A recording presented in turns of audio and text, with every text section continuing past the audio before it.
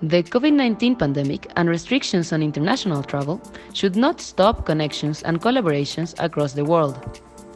That is why Busara and the Lang Center for Civic and Social Responsibility at Swarthmore College have created this virtual tour of Nairobi City. The tour connects students and helps build their perspective and understanding of emerging markets.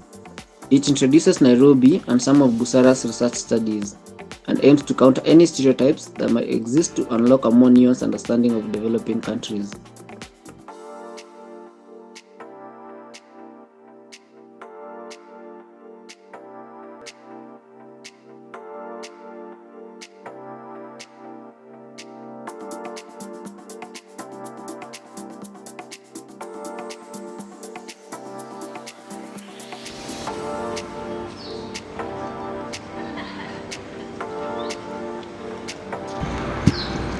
Hi, I'm Magdalena. Hi, I'm Joel. I'm a research specialist at Busara, I'm a research officer at Busara. but for today we're gonna be your tour guides.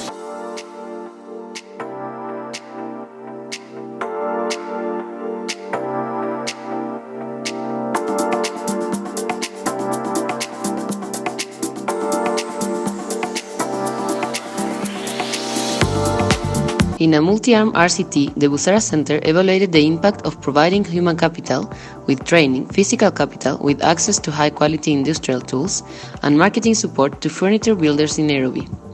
We investigated relieving both physical capital and human capital constraints among informal woodworkers in Nairobi, Kenya. Workshop, a tool library project in Nairobi, offered a group of woodworkers a high-intensity treatment consisting of 5 weeks of training and access to shared industrial-grade woodworking tools.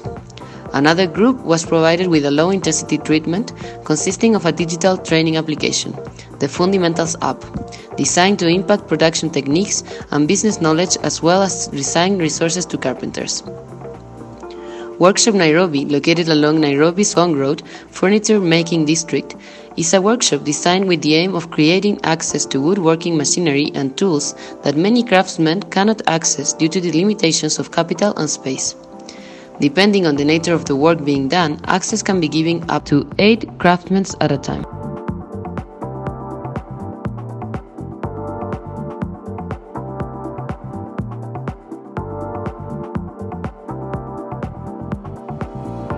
Cervical cancer is the second most common cancer in women and the biggest cause of cancer deaths worldwide. The human papillomavirus is the primary cause of 99.7% of all cervical cancer cases. Busara is thus undertaking a study aimed at developing an evidence-based, locally effective social and behavioral change communication solution to encourage uptake of the HPV vaccination. The purpose is to provide evidence-based and cost-effective interventions that can be used by civil society and government to implement an effective public health campaign around the uptake of the HPV vaccination.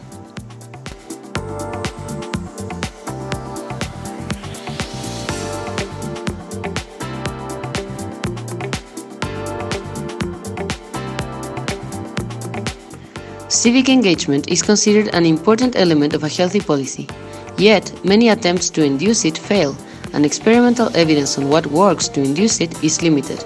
Further, most experimental studies in this area of research focus on self-reported or low-cost proxy behavior outcomes. We conducted a laboratory experiment with 809 participants to measure the impact of short behaviorally informed messages on civic engagement in Uganda. We randomly assigned participants to 3 treatment audio messages, applying different self-efficacy enhancing techniques, and 1 control audio, and measured their effect on 2 primary components of civic engagement: a lab measure of attention to political and pre-political information, and a real-world activity measure, the attendance to a community meeting.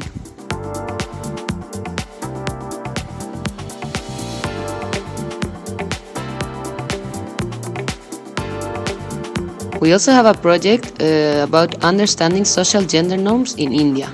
This project seeks to understand social norms around gender, particularly with respect to key outcomes: early marriage, early pregnancy, secondary and tertiary education, and job market participation. Understanding these norms better would help design more targeted behavioral interventions, which will eventually guide the investment strategy for the partners. We conducted literature review, contextual research, intervention design, and lab testing in India.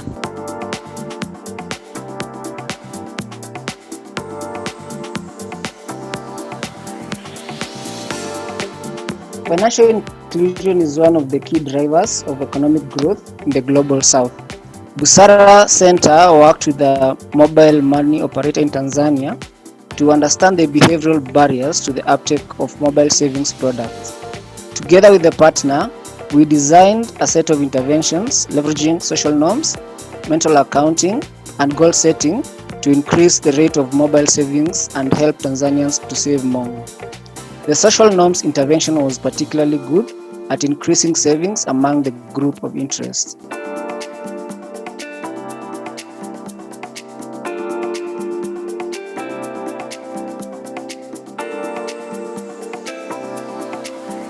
Busara worked with a private network of schools to operationalize insights from its in-depth qualitative research on payment ecosystems at their schools to encourage active parental engagement, decrease the number of NAIC students, decrease school switching, and increase the financial health of student families.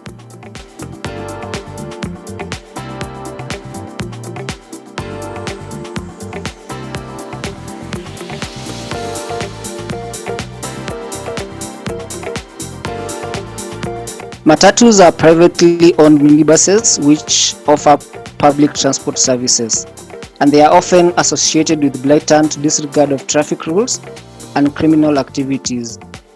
Busara worked on a project to pilot the development of a comprehensive accountability scheme for the Nairobi public transit system to improve road safety. The project focused particularly on the matatus.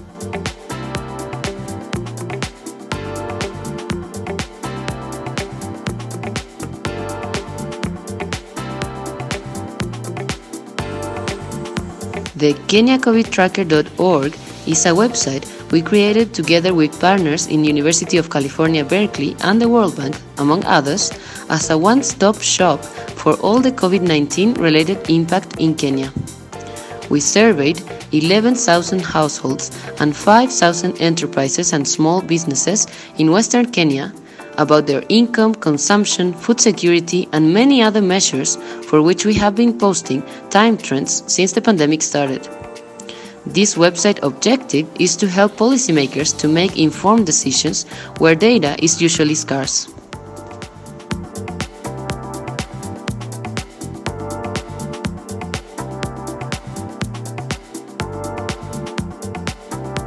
Research to find effective ways to reach Africa's rural farmer populations with life-saving information and support services. We are interested in the types of information that farmers would need in relation to COVID and locusts. This research will consist of 4 activities: a baseline quantitative survey, intervention testing, an endline quantitative survey, and qualitative interviews. The outcomes of interest for this engagement include behavioral change and impact evidence. We seek to understand changes in knowledge, particularly around awareness to COVID or locusts, changes in attitude to the severity of these threats, and changes in farming behaviors such as farming in safer ways of adapting to market changes. The impact evidence will be used to evaluate the effectiveness of the channel used to reach farmers.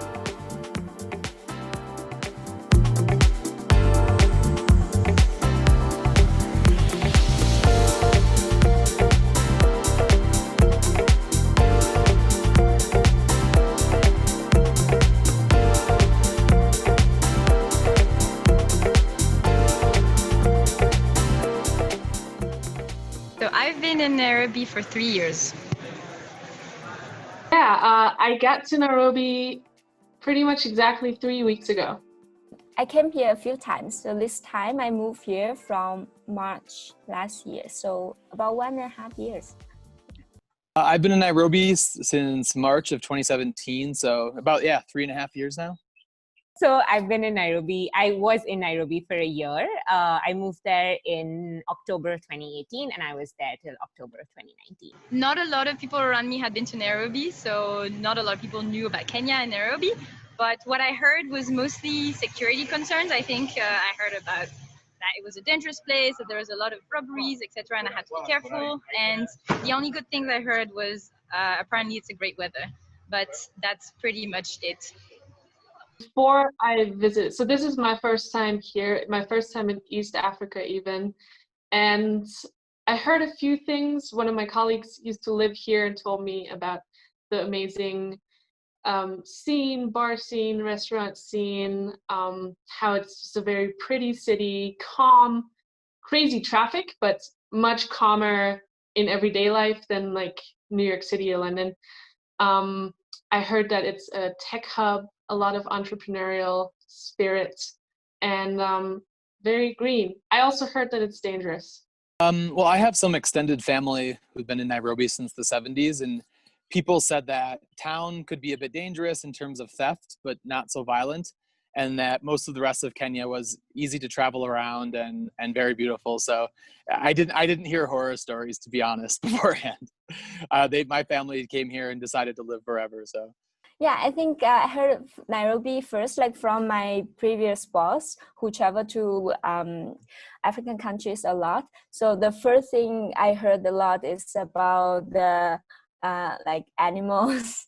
You go safari, and also because we did a lot of agriculture work, so most of the things I heard about Nairobi is the Agriculture Research Institute. That it's a really unsafe place, that like you'll just be robbed of everything that you own. So like, don't keep your cell phone in your hand, don't walk on the streets alone. And that's really funny because I come from Delhi, right, which is literally the most unsafe place for a woman.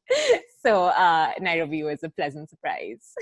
Okay, so my experience been amazing, and well, I guess like the security thing, just to say like it's I think it's relative, of course, so it might be more dangerous to other places, but if you are taking steps and you are a bit careful, then I think it's totally fine. The weather, I did find out that was pretty amazing all throughout the year, and yeah, otherwise like I've been having such a great time and just been loving the city. And really, I wasn't really expecting it, but I've been liking it much more than what I thought. I've actually not found the dangerous part, though there's also a curfew right now, so I'm not leaving the house after it's dark. And during the day, it seems super calm. It's a very green city, which I really love. It has, in some ways, sometimes better bike infrastructure than my hometown, which is amazing. I love biking. I love the restaurants, and the people just have been incredibly welcoming. Yeah, it's been great. I think I've maybe had a different experience than some of the expats at Busara because, I have children here and we moved out a little bit more, 15 kilometers outside of town, kind of on the far, northwestern edge of Karen. And we also moved into the farm compound of a Kenyan family. And so whose kids go to the same school even. So I kind of had it very much integrated. I had a set of dad friends and I had school people and my kids had playmates right away. So I think my integration here was much more Kenyan and not as expat, and also really immediate. So I think of the people I've heard, expats, I think I've had the easiest time, getting along and finding a little niche socially in Kenya. I feel like there's no seasons here. Everything is pretty much the same outside the window. The only difference is the rainy season and like not raining season. And I find it much, people are much more laid back here compared to either US or China. I feel more relaxed living here. And it's very easy to go around, like in Nairobi compared to other countries. Like on the coast here, you can get Boda, Uber, and deliver very easily. Yeah, so very convenient though. So Found that it's like I've never like I feel like it's culturally like 20 years behind from like everywhere else, where like people are genuinely still sweet, like they genuinely care for you. They're going to go out of their way to do nice things for you. like, because I live in Delhi, and when I moved to Nairobi, I was in New York for 2 years, and both of these are like really fast-paced cities where people don't care about you. Like, I mean, the typical stereotypes of like metropolitan areas, but Nairobi was just such a warm, nice place, great weather, great people, amazing food. It was just perfect. Yeah. Yes, I guess I wish I knew that Nairobi was such a fun city. It is really fun. There's so many lovely people out there. The city, the nightlife is amazing. The city has a lot of great spots, a lot of greeneries, and Kenya in general is beautiful. All kind of landscape that you can find there. Traveling is easy. So I guess I just wish I knew that people told me how amazing Kenya and Nairobi were. Oh, I wish someone, and actually someone did, but not quite in time, to tell me to bring more sunscreen. The sun is quite strong here, and sunscreen is super expensive because obviously not everyone needs as much sunscreen as I do, and so that would be pretty important advice. Yeah, I think this actually, I didn't have this before. I feel everything was just very fine until the COVID happened, lockdown, and I have to cook a lot at home. And then that's when I realized there's very few Chinese, food store here where you can buy the ingredients, and it's super expensive. It's just times expensive. I wish I could know that. So every time when I came from China, I could have, pack more of those. Yeah, I think knowing how helpful Kenyans try to be, especially in rural areas, just like everybody, right? I'm saying this as a generalization because I think it is, that I was initially wary, if my bike broke down and someone tried to approach me, and I was nervous having moved here from Chicago, and just everyone is really that helpful, kind of to the point that you can actually offend people more by being a bit too resistant, and actually saying hello to everyone and being open is preferred and the way to get along better with people. And so I think I wish I wouldn't have been as nervous right when I moved, and I just would have been more socially open, maybe not at 10 p.m. in CBD, but in the rest of life.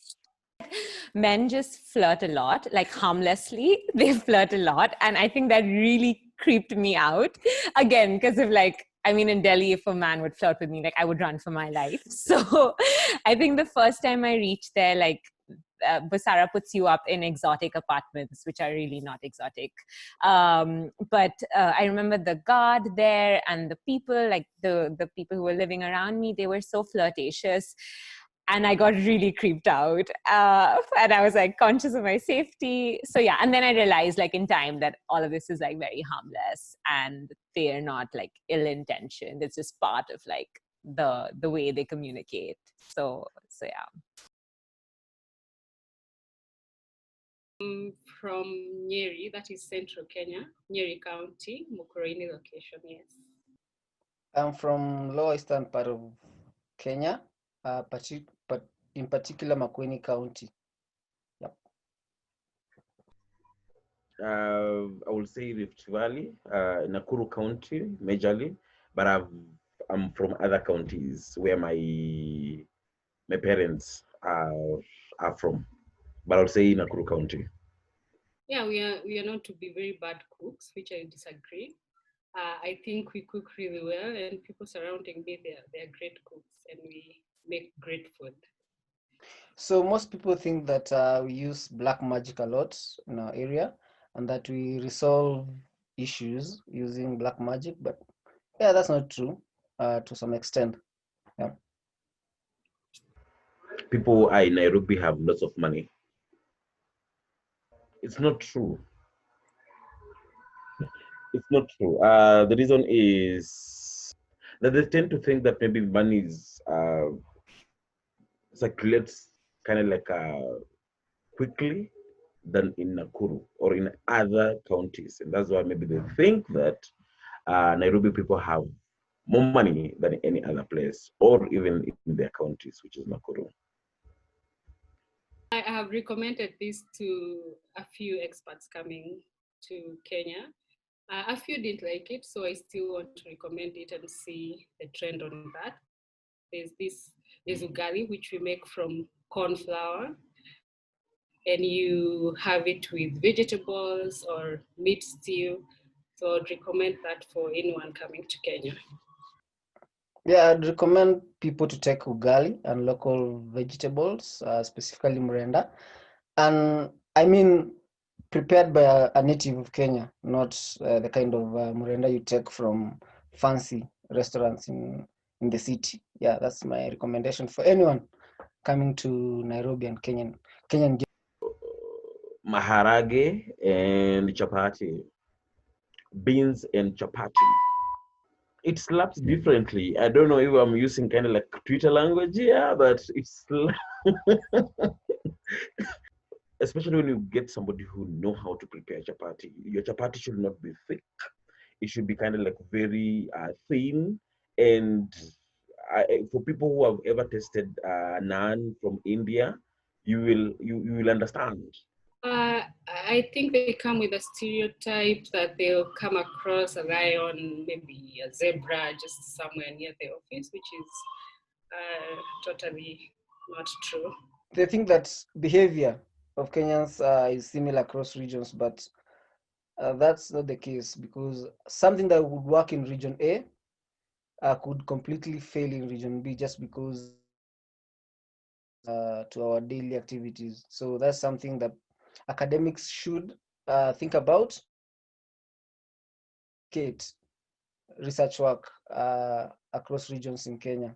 Secondly, written Swahili is not spoken Swahili. So yeah, don't use Google Translate to translate your instrument. That Kenyans do not know English. Yeah, yeah, Kenyans do not, like Kenyans or Africans in general do not know English. And at some point, maybe they will, when they are speaking, they'll speak slowly so that maybe maybe whoever is listening to them, more so Kenyans, so that maybe they can get them, or even sometimes maybe they will even write things down so that maybe the Kenyan now can start reading so that maybe they can respond. So it's not true that Kenyans don't know English.